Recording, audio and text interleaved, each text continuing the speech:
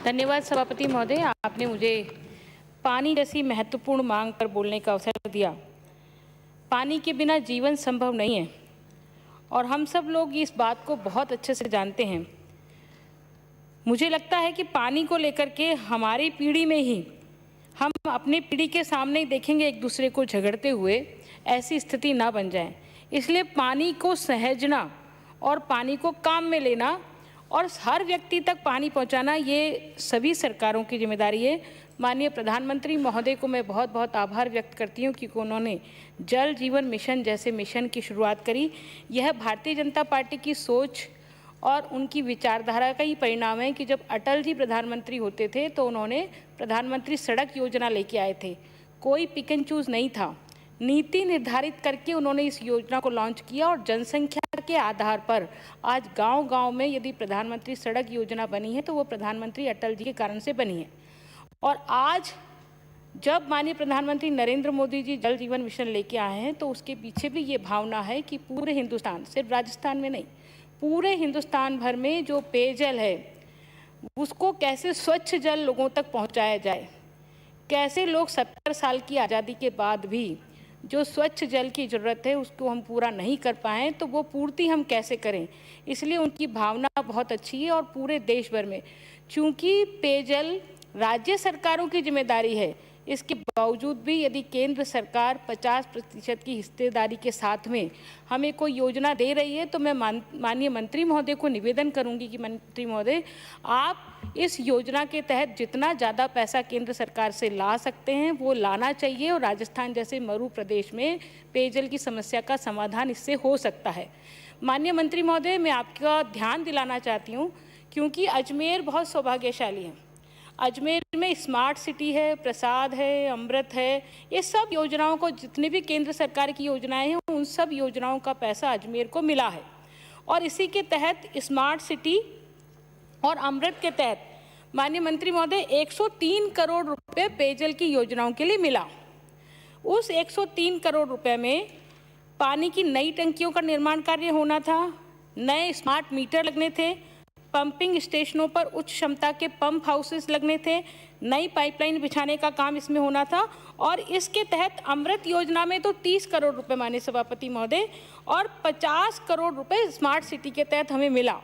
पिछली बार बजट सत्र में मैंने निवेदन किया था, आपको धन्यवाद देती हूँ कि मेरे निवेदन पर आपने राज्य सरकार का जो हिस्सा राशि थी 20 करोड़ रुपया वो दे दिया, लेकिन 1 साल होने के बावजूद भी ये काम माननीय मंत्री महोदय शुरू नहीं हो पाए हैं।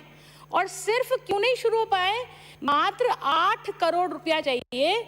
जो ठेका कंपनी, जोधपुर की जो ठेका कंपनी है, वो जोधपुर की ठेका कंपनी का ये कहना है कि मैं सड़कें तो खोद दूंगा लेकिन उसको बनाने के लिए पैसा नहीं है, सरकार ने पैसा नहीं दिया।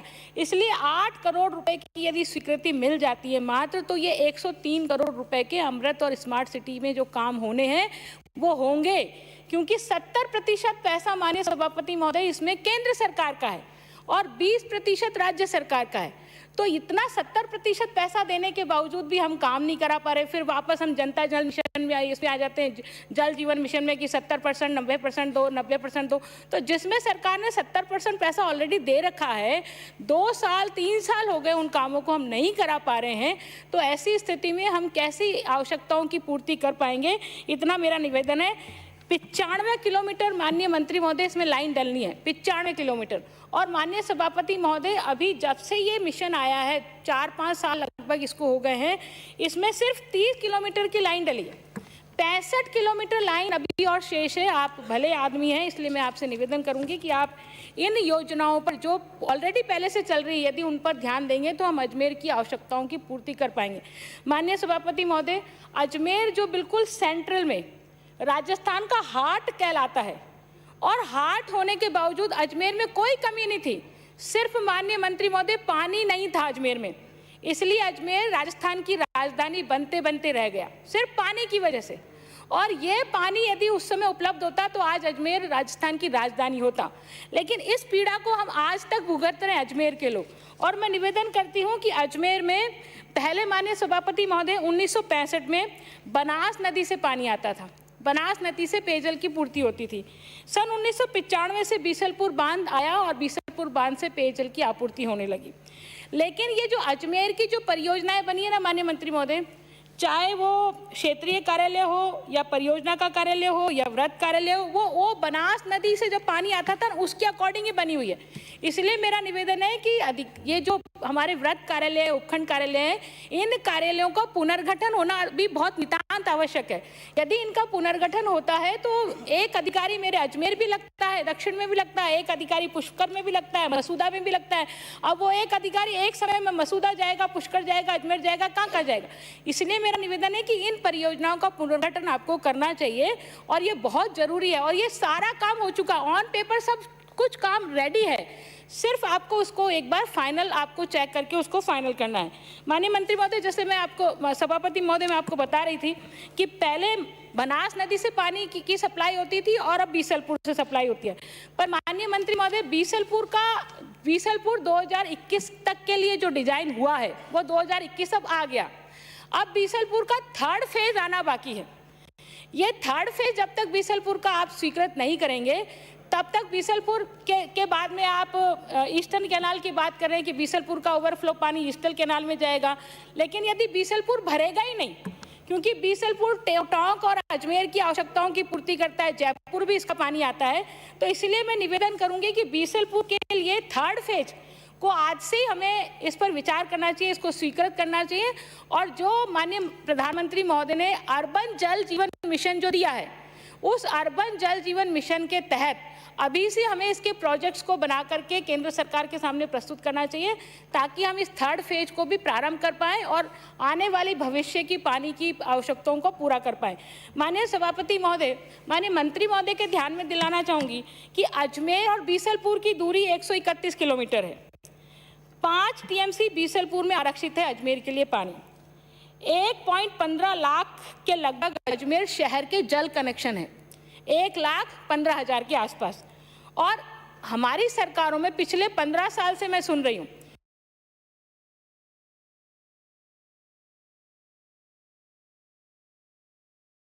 भी, मैं कोई इसमें दुराग्रह है उससे बात नहीं करने वाली हूँ। बीजेपी की सरकारें जब बनी तब ये घोषणाएं हुई कि हम अजमेर को 24 घंटे पानी पिलाएंगे, 24 घंटे के अंतराल से पानी पिलाएंगे। कांग्रेस की सरकार भी मैंने दूसरी बार कांग्रेस की सरकार देख लूँ, पिछली कांग्रेस की गवर्नमेंट में भी ये घोषणा हुई थी कि हम अजमेर को 24 घंटे में पानी उपलब्ध कराएंगे। लेकिन अजमेर को 24 घंटे में कब पानी उपलब्ध करा पाओगे, जब इतना पानी उसमें बीसलपुर में अजमेर के लिए रिस्टोर हो। तो इसलिए मेरा आपसे निवेदन है कि अजमेर के लिए बीसलपुर बांध में 10 टीएमसी पानी को रिजर्व करना बहुत आवश्यक है। इसलिए अजमेर की आवश्यकता तभी पूरी हो पाएगी।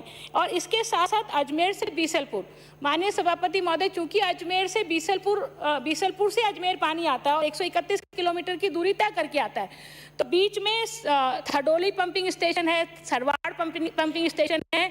गर्मियों में बिजली की ट्रिपिंग होने के कारण से, बिजली की लाइनों में फॉल्ट होने के कारण से वहाँ वो पंपिंग स्टेशन काम नहीं करते, तो अजमेर तक पानी नहीं पहुँचता। और जब अजमेर तक पानी नहीं पहुँचता तो अजमेर की सप्लाई कई बार 72 घंटे में, 95 घंटे में हो जाती है। भीषण गर्मी में बहुत त्राहिमाम मचता है अजमेर में। इसलिए मेरा निवेदन है कि ये जो पंपिंग स्टेशन है इनकी रेगुलर मेंटेनेंस हो, और जो 4 पंपिंग स्टेशन उसमें से सिर्फ 2 पंपिंग स्टेशन ही वर्क करते हैं, बाकी के 2 पंपिंग स्टेशन वर्क नहीं करते। मेरी जानकारी में इस प्रकार की बात आई है। इसलिए चारों पंपिंग स्टेशन निर्बाध गति से पंप करे और पानी अजमेर के 7 नंबर टैंक तक पहुंच जाए।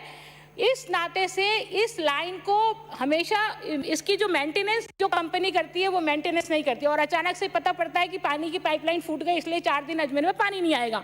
तो मेरा आपसे निवेदन है कि जो ओंडम जिस कंपनी से आप कराते हो उसकी जिम्मेदारी तय करो कि भाई आप किस बात का ओंडम का पैसा लेते हो हमें। जब आप ये नहीं कह सकते कि 4 दिन बाद में ये लाइन बस्ट होने वाली है, यहाँ से कमजोर है, तो हम सरकार पैसा भी दे रहे हैं ओंडम का और हम उसका काम भी नहीं करा पा रहे।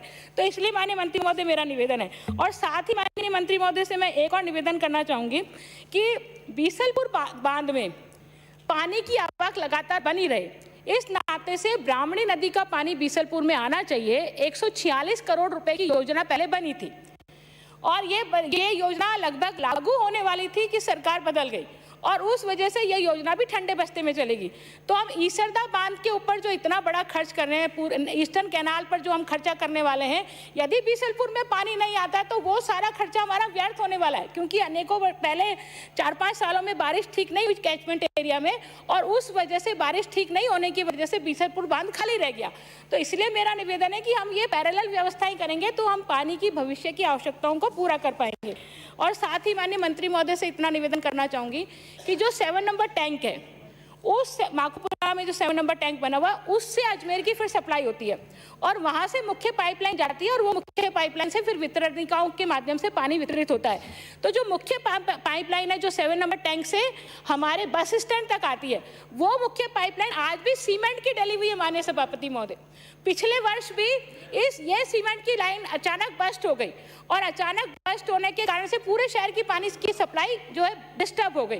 तो मेरा निवेदन है कि इस सीमेंट की पाइपलाइन बहुत छोटा टुकड़ा, ज़्यादा बड़ा टुकड़ा नहीं है, मुश्किल से 2-3 किलोमीटर का ही होगा।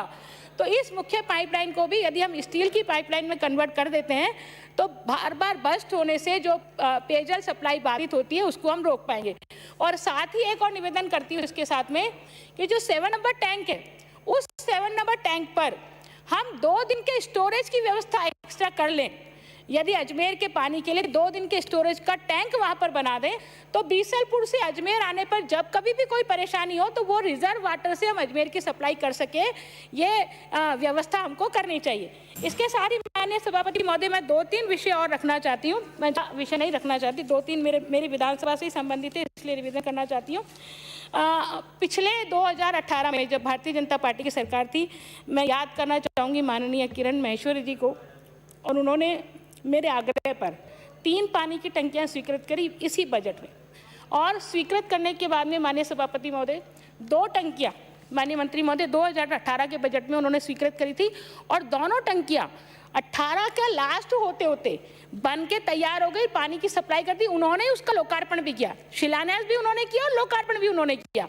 लेकिन एक टंकी चूंकि जमीन नहीं थी, जागृति नगर अजय नगर में जमीन की एक्विजिशन की कार्यवाही चूंकि लंबी चलती है, इसलिए वो टंकी नहीं बन पाई। वो टंकी आज भी बजट की घोषणा है।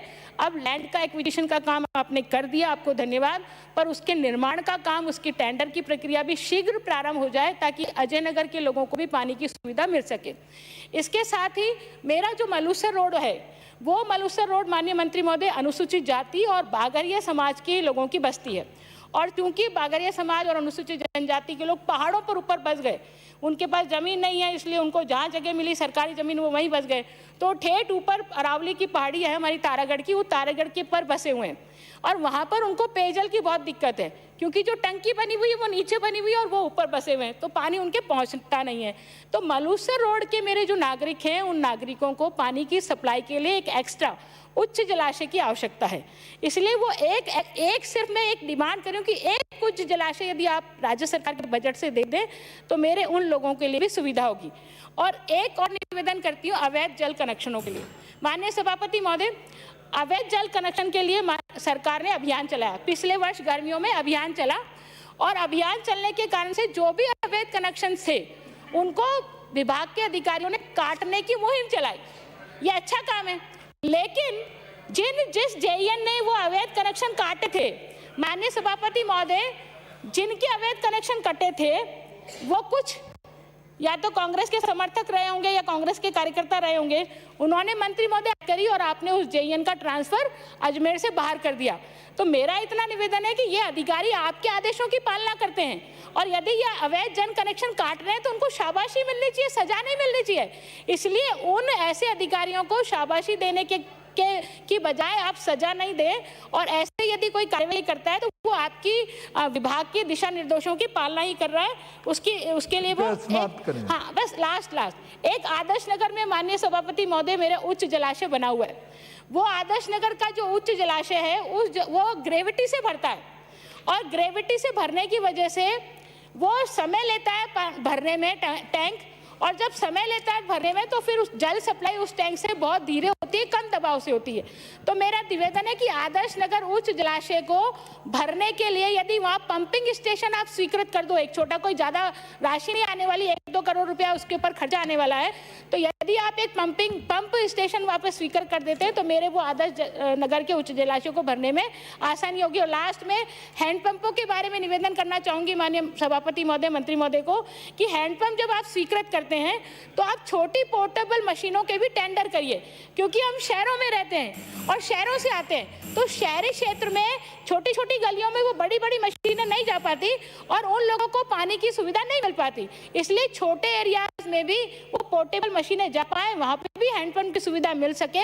तो ऐसा आप करेंगे तो निश्चित रूप से लोगों को पानी की सुविधा रहेगी। आपने मुझे बोलने का माननीय सभापति महोदय समय दिया, उसके लिए धन्यवाद। पर अंत में एक निवेदन करते हुए मैं बात को समाप्त करूंगी कि माननीय मुख्यमंत्री महोदय ने फ्री पानी के कनेक्शन की बात कही थी कि हम फ्री में पानी पिलाएंगे, 15,000 लीटर तक का पानी हम फ्री में देंगे। लेकिन मुझे ये समझ में नहीं आ रहा माननीय मंत्री महोदय, वो 15,000 लीटर, क्योंकि आप तो मीटर रीडिंग कराते ही नहीं है। जब मीटर रीडिंग ही नहीं होगा तो कैसे पता पड़ेगा कि ये उपभोक्ता 15,000 लीटर पानी का उपयोग कर रहा है या नहीं कर रहा?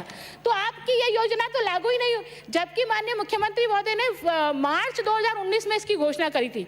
अभी मार्च 2021 चल रहा है, तो जब आप मीटर रीडिंग नहीं करा रहे हैं तो आप कैसे कह सकते हैं कि हम फ्री जल लोगों को पिला रहे हैं? तो ये थोटी घोषणा साबित हो रही है। मुख्यमंत्री जी के मुखारविंद से निकली हुई बात यदि थोटी घोषित हो तो फिर लोगों को विश्वास नहीं रहेगा। इसलिए मैं आपसे निवेदन करके अपनी बात को पूरा करती हूँ। धन्यवाद। माननीय श्री जोगेंद्र सिंह अवाना। नो, माननीय श्री